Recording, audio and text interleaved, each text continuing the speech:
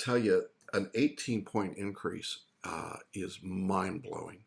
I mean, statistically, you're not supposed to go up by that much. The examiners don't expect that.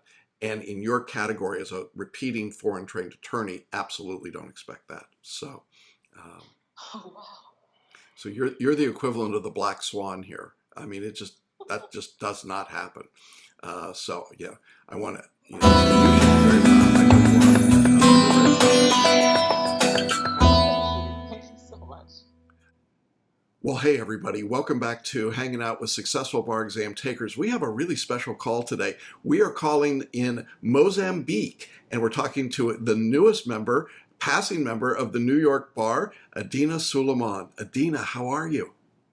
Excellent. Thank you. Yeah.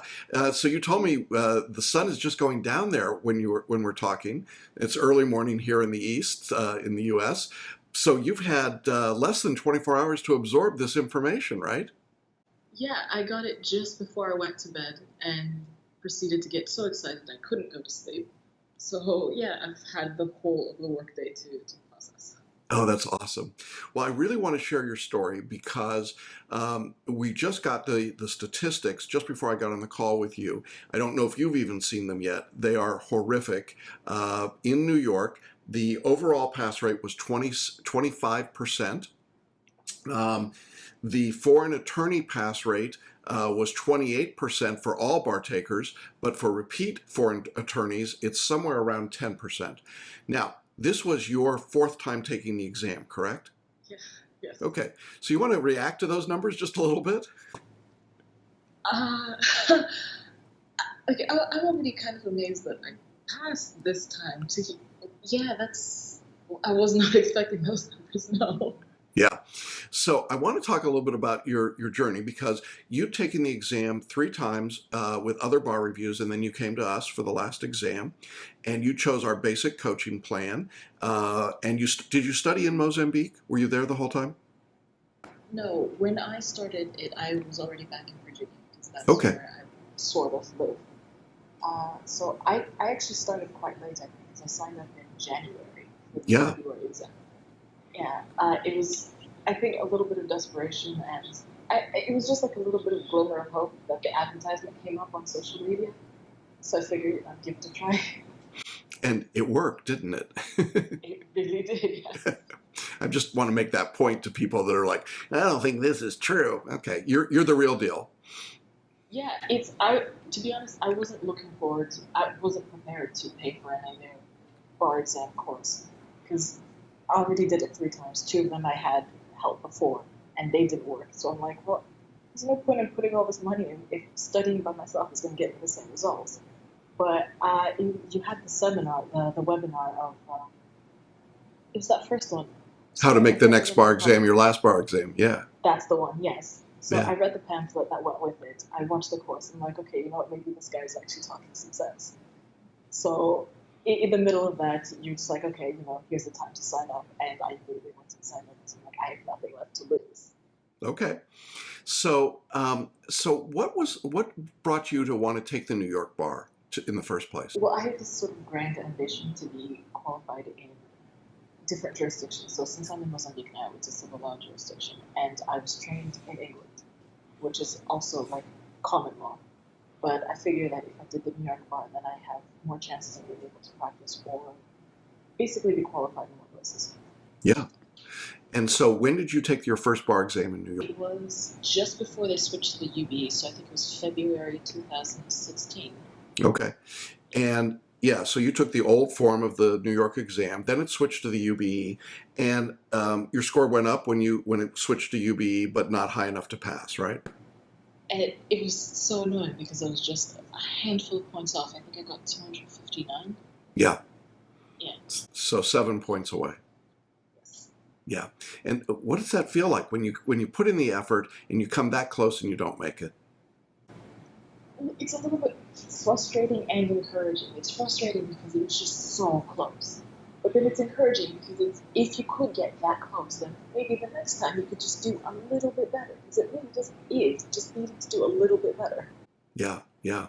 We talked about, not giving up when you're just a point away, right? You're within a point of being able to pass. I think that resonated with you. It's like, okay, I'm pretty close. But at the same time, doing the same thing over and over again wasn't getting you there, was it? It really wasn't. It's the first time I did it. I signed up with one of the bigger bar courses, and I figured that since they're so well reviewed and cost this much, that clearly this is like they'll give me all the information I need. And yeah, they did have a lot of information, but clearly I didn't know how to use any of it. The next time I went for something smaller, something that was a little more personal. But again, it was giving me the exact same information and the same ways of not knowing how to use it. So the third time that I did it, I figured, well, I have all the information that I need. All I have to do is just study by myself. And it was the same thing where I kept getting the same scores. Yeah, and that's got to be just so annoying. So then, and you were you working when you were in the U.S. studying, or were you just studying full time during that period? The first time I had just graduated, I'd finished an LLM. The second time I had started working here. So I had to leave from here, travel all the way up, and then come back down. So it was pretty exhausting. The third time, I didn't even take time off work, so I was studying at work any minute that I Oh had wow! available. Yeah, and then I managed to get a week off of work. I traveled up, took the exam, and then had to come right back down. And then this time, what was your schedule like? This time, took a little bit of sabbatical from work, so I was off for 3 months. I had more time to just completely focus on the bar because trying to study while doing other things is exhausting.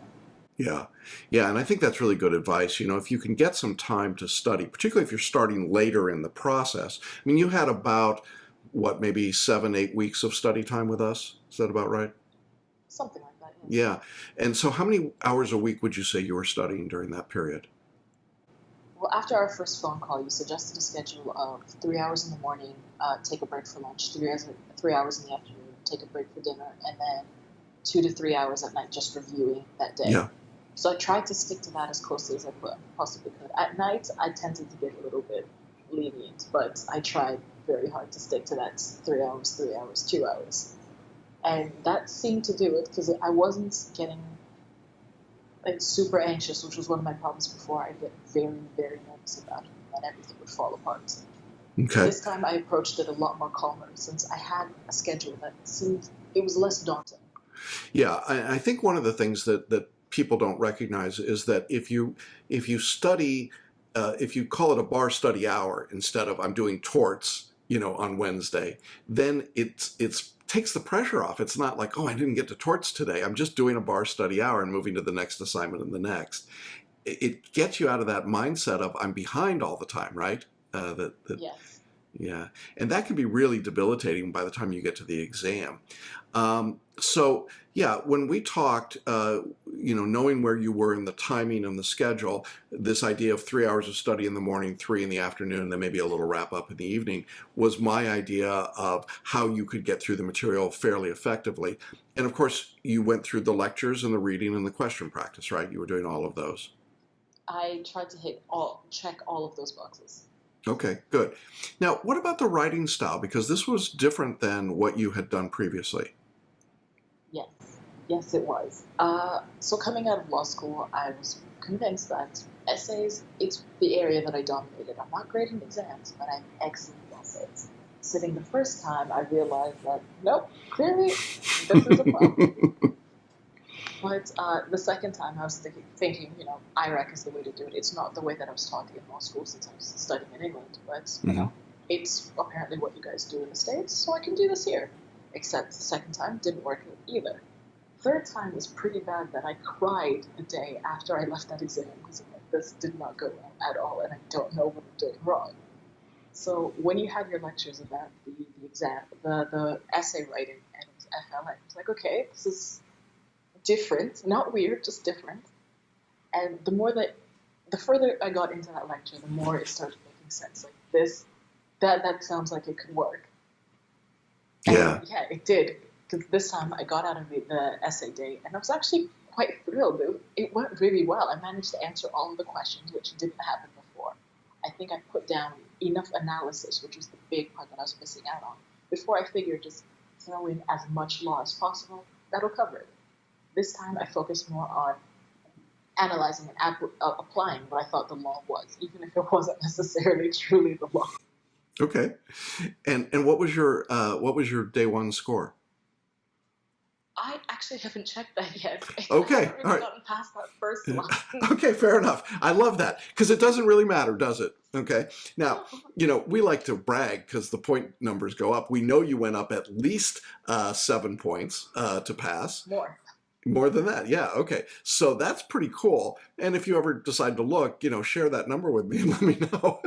But I actually, know my overall pass score. what was your overall? All right, what was your overall score? I got 277. Say that again. I got 277. And passing score in New York is 266. So you went from a 259 to a 277. I believe that's an 18-point increase. Yes, it is. I'm giving you a virtual high five here. That is awesome. Adina, that's just an amazing number. No wonder you're smiling so big. That is really, that rocks it out. That makes me happy. And you did it in an exam where everybody was diving. It was going down. All the numbers went down. That is very surprising to me. I figured that if I passed, then everybody else must have too. Yeah.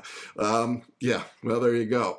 What was it like when you went? You were talking about sort of your feeling of writing on the essays. What was the multi-state day like for you when you went back in this time? The multi-state day was the day that I struggled with the least because each time I've managed to get through them and have enough time to review. This time I had so much time to review afterwards.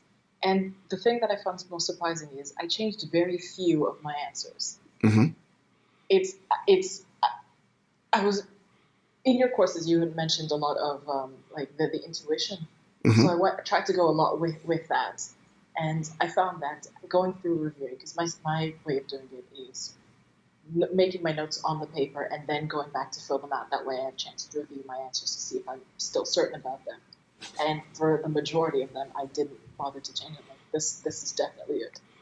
Yeah, and for our audience members that don't know what Adina's talking about, we suggest that it's really about knowing that you know it when you get to the multi-state, and just as you're going through it, identifying kind of the feeling or the sense you have of the right answer and looking for that answer, and then selecting that and not going back and changing it, which makes it possible to go through the questions faster, with a lot less drama, I think, a lot less internal, pain and suffering, and then get a higher score. So that's awesome. I'm really pleased that you were able to incorporate that.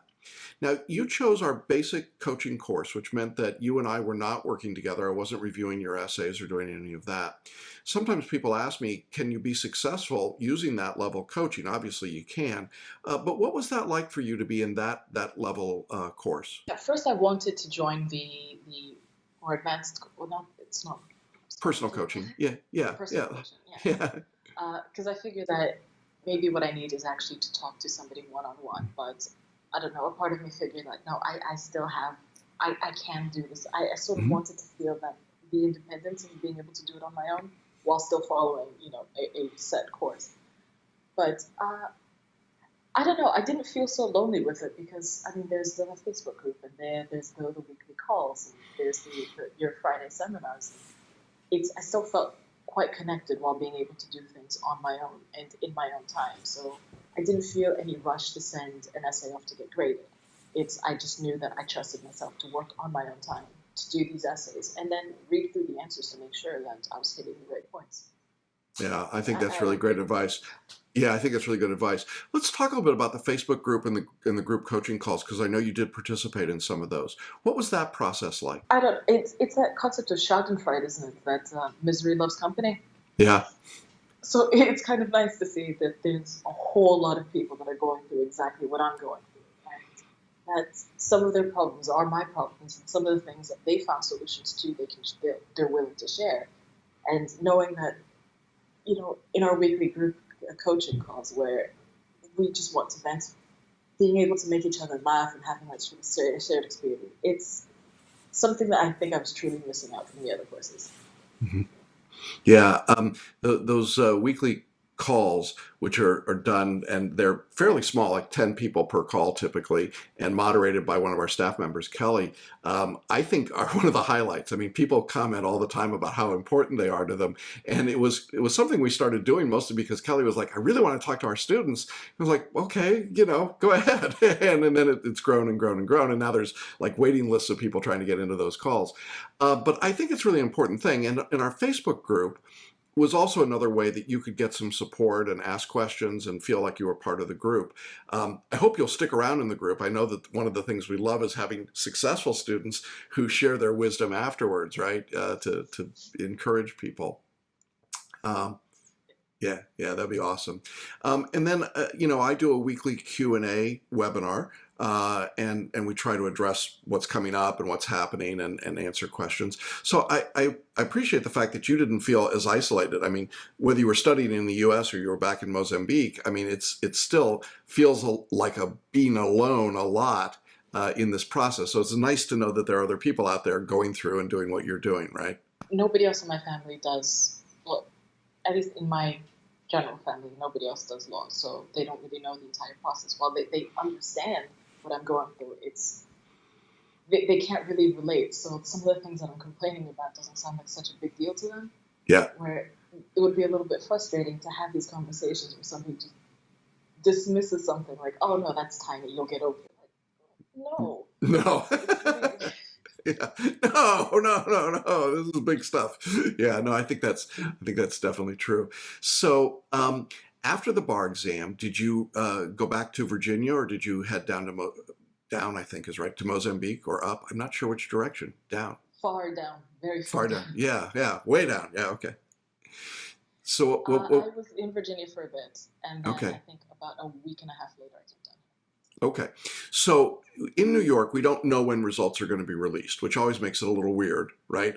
So I had said last week I had my spidey sense that, the results would come out, but they've always released at midnight Eastern time. And this was weird. This was in the middle of our afternoon, and suddenly it just pops up. I'm like, what? you know, that had to be a little strange, right? It was slightly terrifying because every time I've done it before, I've woken up here to get those results because of the time difference. And it was always kind of disheartening to start the day with the sorry, like unfortunately did not make it. But this time, just after dinner, getting the email like, no, no, no, I'm not ready for this. I'm supposed to wake up to this. But then I opened it. I honestly, the rest of the email is a complete blur. I only focused on that first line that says, congratulations. I'm like, well, sorry, what do you mean congratulations? You've never said congratulations before. What is this one? I love it, and I just love that it wasn't like you just squeaked by. I mean, that score would get you. And the fact you're a foreign trained attorney makes it a little more complicated, but that score would get you into virtually any UBE jurisdiction in the U.S., which is like 38 jurisdictions. So that's pretty awesome. And there are some other jurisdictions now that are accepting foreign attorneys beyond New York. So, you could take that number and apply into some other places as well. So there you go. I mean, you can add to your list of accomplishments and say barred in not just New York, but that's just got to be such an amazing feeling. It's sort of like I can see why you're smiling so much today, right? It's an immense relief. Yeah. What did your family say? Well, before in the weeks before, I figured that this is pretty much my last time because I was convinced that I did the best that I could have possibly done on this test. So if I didn't pass this time, that's it. Not doing this again. So I had this conversation with my parents, and my mom's like, you know what, you talk too much. Just wait and see first. So when I called her and told her, she's like, what did I tell you? What did I tell you? You didn't talk too much. Just be happy. That's great. That's great. Yeah. Well, I interrupted my dad's meeting. He was asking me about if I had submitted certain documents, just normal procedural stuff here. I'm like, oh yeah, by the way, I passed. He's like, wait. Don't let me talk about the other stuff. Let's go on that now. that's great. Well, I'm so proud of you. This is such a great accomplishment. And I mean, one of many accomplishments for you. I mean, your LLM, barred in a couple different countries, now three. This is really. I mean, you're going to be a force of nature here, and you did it, as I say, at a time when virtually no one else did. I mean, the odds were so heavily stacked against you as a foreign trained attorney repeating the exam that it's really an extraordinary accomplishment. It's not just that you did it against the odds and against what everybody was expecting. And that's just amazing. And we're so proud of you, and glad that we could be on the journey with you. What advice would you offer? I know lots of people, before we came on the call today, you said you'd seen a few of these interviews I'd done with other people. There are going to be a lot of people watching this interview, I mean, to be sure. What advice would you have, in particular for a foreign trained attorney who's looking at taking the UBE, the New York exam? I know there's a lot of information that you get from other bar review companies, a lot of stuff out there. What would you tell them to think about before they decide what to do? Well, number one, it's not necessarily something to think about, but something to just remember is that no matter where you've been trained as a lawyer, odds are you've been taught the exact same skills. We all have great analytical skills, and there's a certain type of personality that goes into law. And a lot of us, I hope, are those ones that are aiming to do good. So focusing on that is very encouraging. So finding that sort of encouragement that you need and focusing on that is a great help. Then it's, I suppose, thinking of this as an investment. Yes, it is an expensive process of, as a foreign trained attorney, applying for the bar exam. It's quite pricey, and then traveling and then staying there. All of the costs seem to add up, but not thinking about that right now because it pays off. Yeah, feels pretty good right now, doesn't it? It really does. Well, that's awesome. Well, thank you so much for sharing your story with us. Thanks for continuing. I'm really looking forward to having you in our Facebook group. I know you're going to be an amazing resource for students that are in the course currently. And it's going to be fun to kind of watch and see what you do from here, because I just don't think you're done. You just don't seem like the sort of person who's going to sit back and chill now. So, yeah, I don't know how to be bored. Yeah, good. I love that. I love that. Adina, it's really a pleasure, and we just want to, again, congratulate you. Go enjoy. I know the sun is now beginning to set on first full day of knowing that you're passing New York bar taker, and how cool is that? So thanks for sharing your time with us. Thanks to all of you in the audience for being with us today. I know that you're probably cheering Adina on just like we are, so it's great stuff. Thanks, everybody. We'll be back to you again next time with another interview. Bye-bye for now.